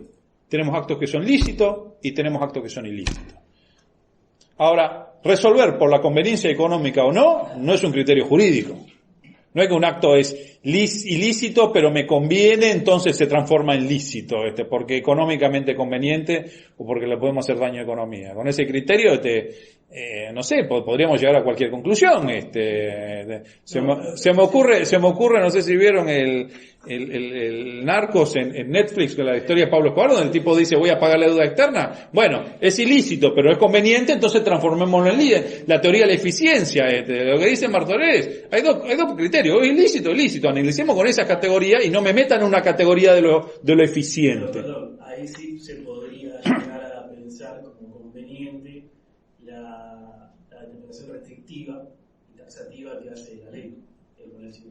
Bueno, la Corte dice, efectivamente, dice, ojo con esto, con lo cual tenemos que hacer está metiendo en definitiva un argumento de lo que es eficiente contra lo que es beneficio. Pero hasta ahí, si quieren, a mi juicio venían Ahora derraparon cuando se meten con el término. Dice, en realidad, dice, esta sociedad no se le aplica al 54, porque para que sea aplicable el 54, la actividad de la sociedad tiene que ser ilícita. Lo dice así. En definitiva, la sociedad tiene que ser diseñada como una herramienta para la ilicitud. Y en este caso no se dio, porque la sociedad no estaba diseñada para hacer acto, como ilícita en sí, sino que estaba diseñada para hacer algo lícito y se prevaleció de algunos actos ilícitos simplemente para tener más beneficios. Y es acá, digo, esto es totalmente erróneo, este razonamiento, porque si la sociedad está diseñada para actividad ilícita, entonces no es el 54, es el 19, señores. Y más vale que en el caso de falta de registración de empleo nunca esa va a ser la actividad. Pues imagínense, estoy aburrido con mi socio un domingo, ¿qué podemos hacer? Y bueno, pongamos una sociedad. 2000, falló el 2000. ¿Y qué vamos a hacer? Y vamos a tener empleados en negro. Pero ¿cuál es? No, nada, pongamos empleados en negro porque es re divertido. No, nunca nadie pase una sociedad para tener empleados en negro. Uno hace sociedades para hacer negocios, lícitos o ilícitos. La consecuencia de tener empleados tiene que ver con la actuación en el mercado, que me conviene más tenerlo o no registrado, y entonces, pero en definitiva el objetivo nunca tenés empleados en negro.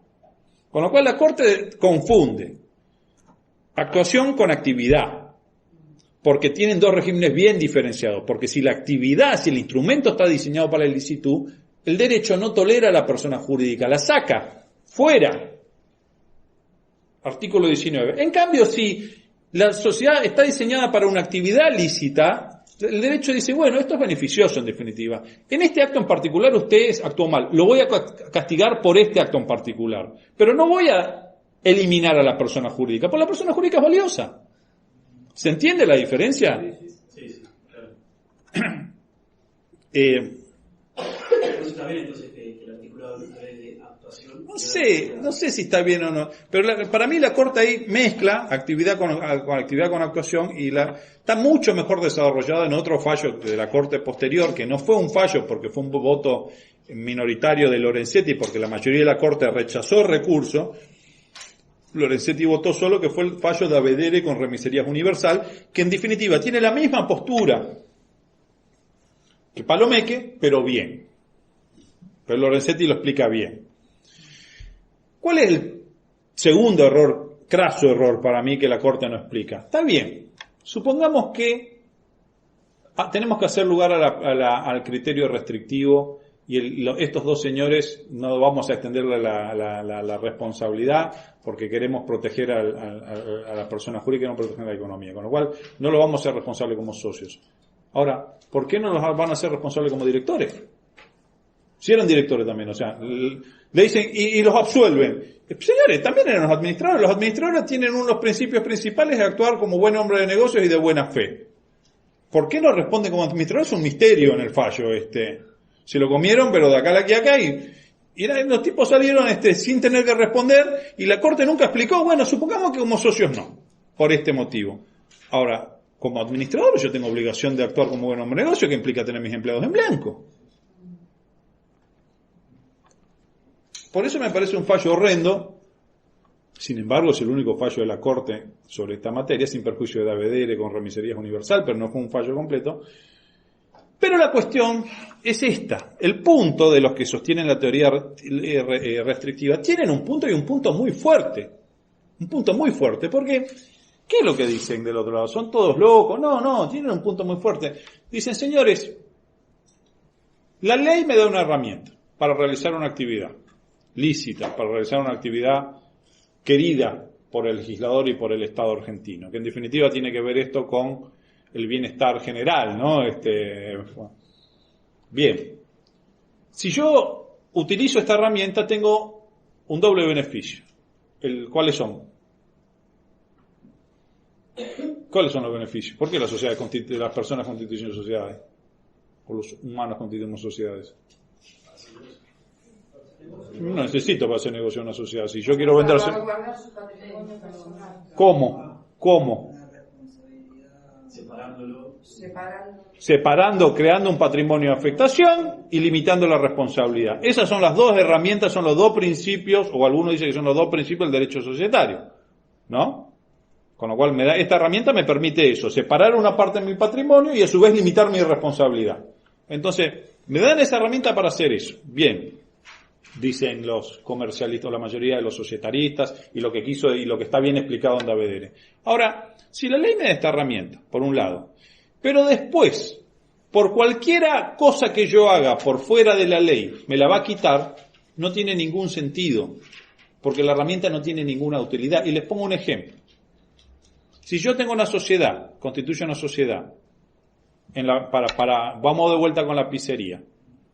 Resulta que tengo empleados en negro. Entonces, ¿qué me dice el derecho laboral? Mire, empleados en negro, violación de la ley, el orden público, responde. Bueno, listo, acá respondo. Pero resulta que después, en esa misma sociedad que yo alquilé el local, yo no pagué el alquiler al dueño.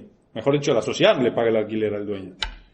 Entonces, viene el dueño del local y dice, mire, voy a demandar a la sociedad, pero también a los socios.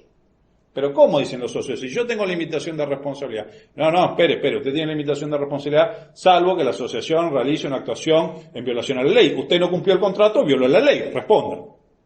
Bueno, pero yo había constituido una sociedad, en definitiva, para salvaguardar mi patrimonio, pero acá también, Y resulta después pone un cliente.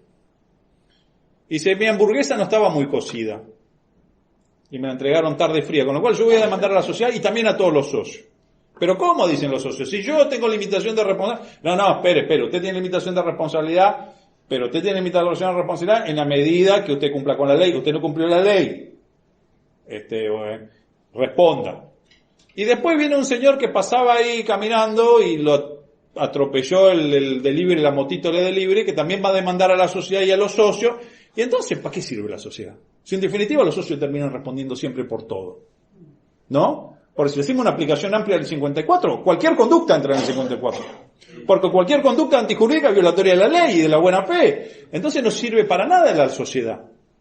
Eso es lo que está diciendo de fondo Palomeque, aunque lo dice mal, y eso es lo que dice la doctrina, si ustedes quieren, que está del otro lado, que hacen aplicación de la cuestión restrictiva. Dice, ojo, porque si abrimos la canilla del 54 entra absolutamente todo. ¿Sí? Y si entra absolutamente todo, y borremos la ley de sociedades, y si borramos la ley de sociedades, vamos a generar un problema. Va a ser peor para todos. Ese es el eje del debate. Igual no es lo mismo un propietario de un montón de locales que un trabajador. Puede tener un montón de locales, más vale que no es lo mismo. La pregunta es, ¿por qué no es lo mismo? ¿Y por qué debería responder frente al trabajador y no frente al consumidor? O frente al dueño del inmueble. Tiene un montón de locales, pero bueno, en este lo alquiló y no le pagó al dueño local. Entonces, ¿en función a qué vamos a estar extendiendo? ¿En función a la plata que tengan los socios? ¿Cuál es el criterio? No, me refería al propietario, me refería a la diferencia entre el propietario local que no recibió su pago y el trabajador que... Entonces, ¿cuál es el criterio? No, estoy totalmente de acuerdo, pero ¿cuál es el criterio entonces que proponen para decir en qué caso sí o en qué caso no? A los pobres le extendemos la inoponibilidad o les hacemos lugar la imponibilidad y a los ricos no. Una declaración jurada, a ver en función a qué declararon a la FIP. No es un criterio jurídico, me parece. ¿Cómo? No, factura de devolución tiene que haber siempre. Por eso, o sea, si una persona si una sociedad no paga un alquiler, sí. No sé si la finalidad de no pagar el alquiler es enriquecerse, ¿no? Es algo que... Es una violación a la ley. Sí, está bien, pero no es la actividad con la cual se beneficia la sociedad. ¿Cómo?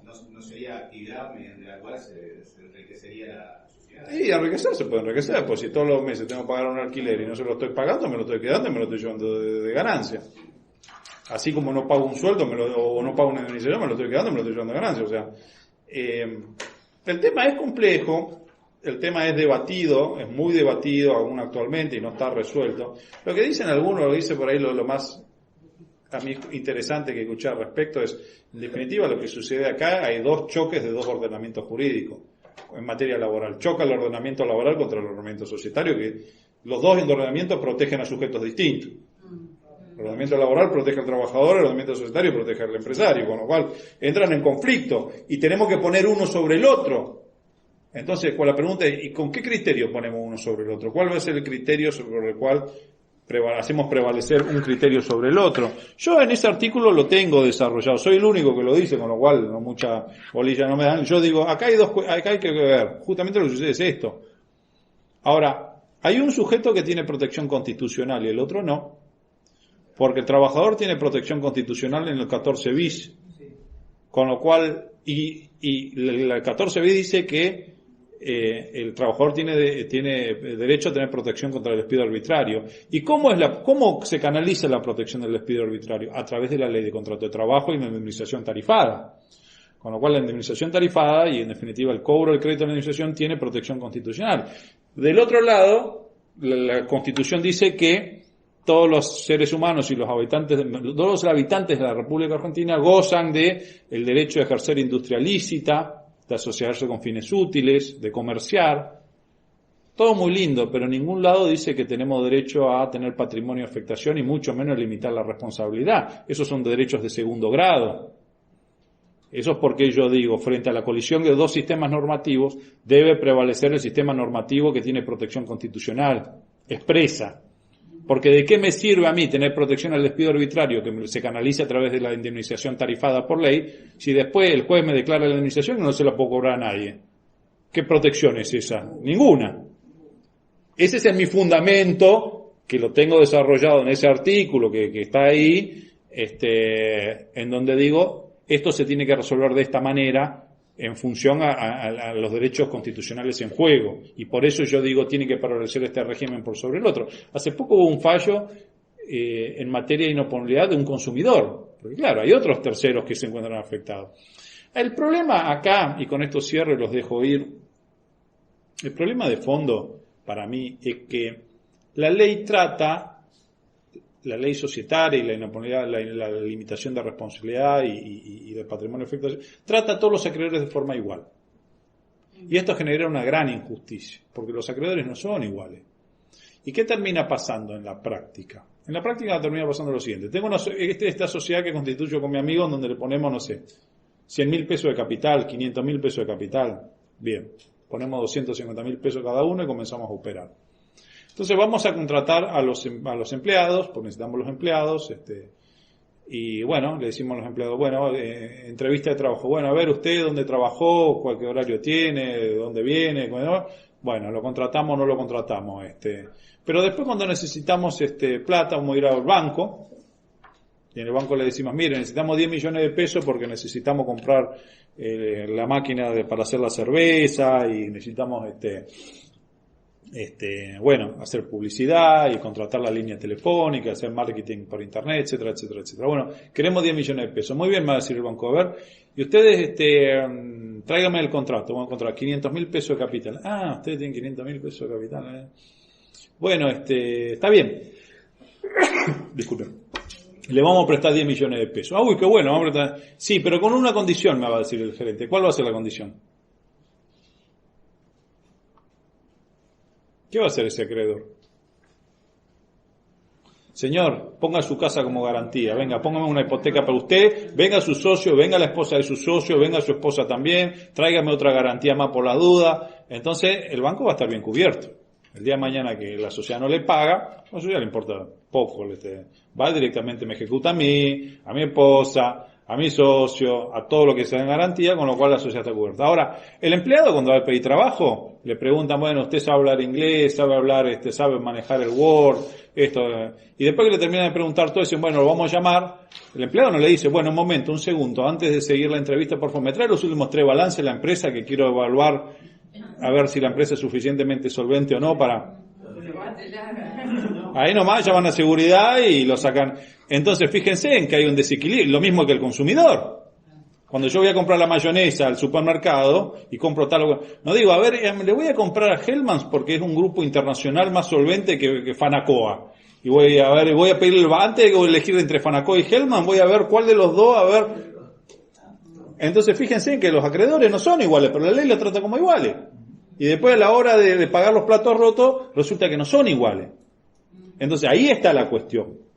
Esa es la cuestión de la inoponibilidad y esa es la cuestión de fondo en materia de personalidad jurídica y en definitiva limitación de responsabilidad, que es la contracara de la transferencia de riesgo. Porque cuando yo hago una actividad comercial, asumo un riesgo. Cualquier actividad. ¿Cuál es el riesgo? ¿Que me puede ir bien o me puede ir mal? Si me va bien, buenísimo, gano plata. Si me va mal, significa que no voy a poder pagar mis deudas. Si no puedo pagar mis deudas, significa que alguien se va a quedar sin cobrar. Ahora, la ley me dice, es lícito que usted eventualmente no le pague a todos sus acreedores, porque usted ya puso, constituyó una persona jurídica, limitó su responsabilidad, con lo cual va a responder hasta acá. Más de acá no va a responder. Y eso es lícito. Y cuando la ley me dice eso, lo que me está diciendo es lícito que usted le transfiera el riesgo a los terceros. Porque el riesgo sigue estando. Simplemente no lo asume quien lo realiza, quien realiza la actividad, sino que quien se vincula o contrata con la sociedad. Y ahí está la cuestión.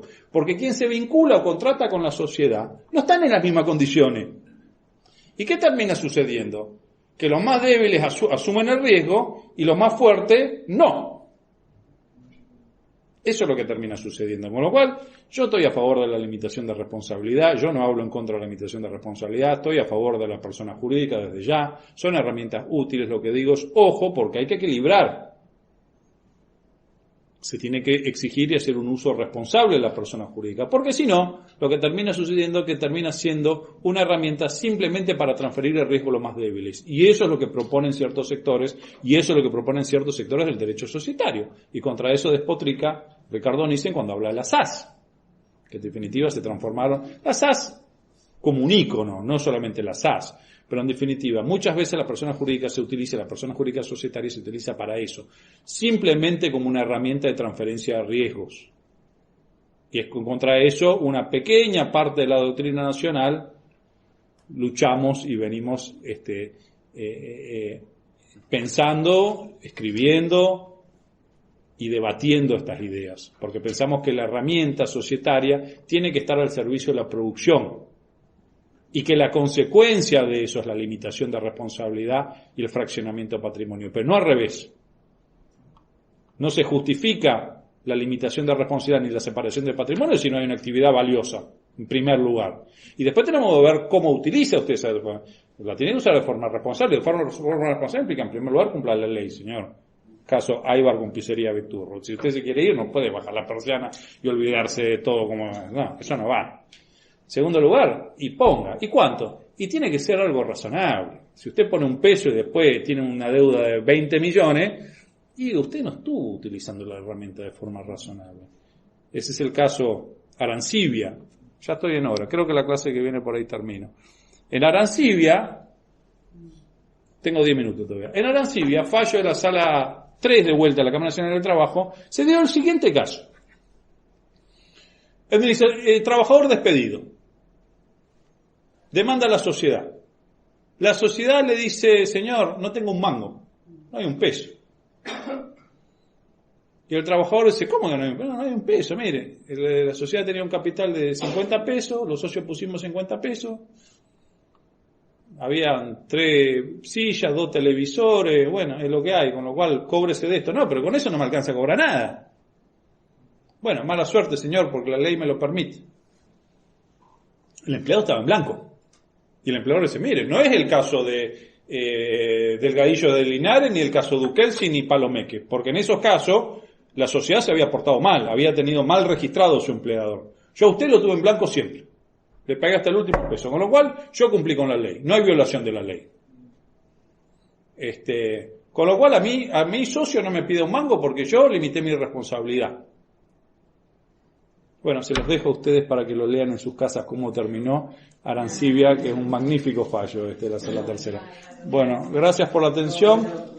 Van a tener que terminar de leer los fallos Duquelsi, Delgadillo Linares, Palomeque, Duquelsi, Delgadillo de Linares, Palomeque, Arancibia.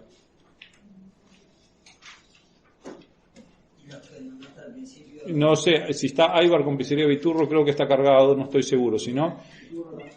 sí, si está Aybar con Pizzería Viturro, sí. Terminen de leer el artículo mío sobre inoportunidad de la persona jurídica. los capítulos que faltan, que yo ya les di para que lean el 1, el 2, ahora lean los restantes, que básicamente los restantes tratan sobre esto, tratan sobre todo la historia de estos fallos y cómo fue evolucionando y mi opinión personal que les di en materia de inoponibilidad, por qué un caso sí, un caso no, y un artículo que es magnífico, que lo escribió un jurista amigo, que se lo envidio mucho, porque me hubiese gustado escribirlo a mí, pero realmente lo escribió antes y mucho mejor, que es sobre cómo llega la inoponibilidad, cómo llega la limitación de responsabilidad al Río de la Plata. No es un instituto nuestro. Un día alguien lo trajo y dijo, esto se aplica a esto, y él lo explica muy bien, muy bien. Así que esos son los...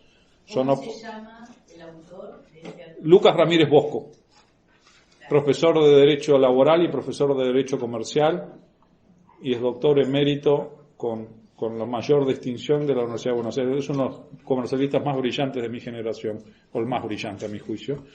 Y ese artículo es muy bueno. Gracias. Sí. Yo ya llegué cuando estaban en clase, no sé si hablaron de eso, de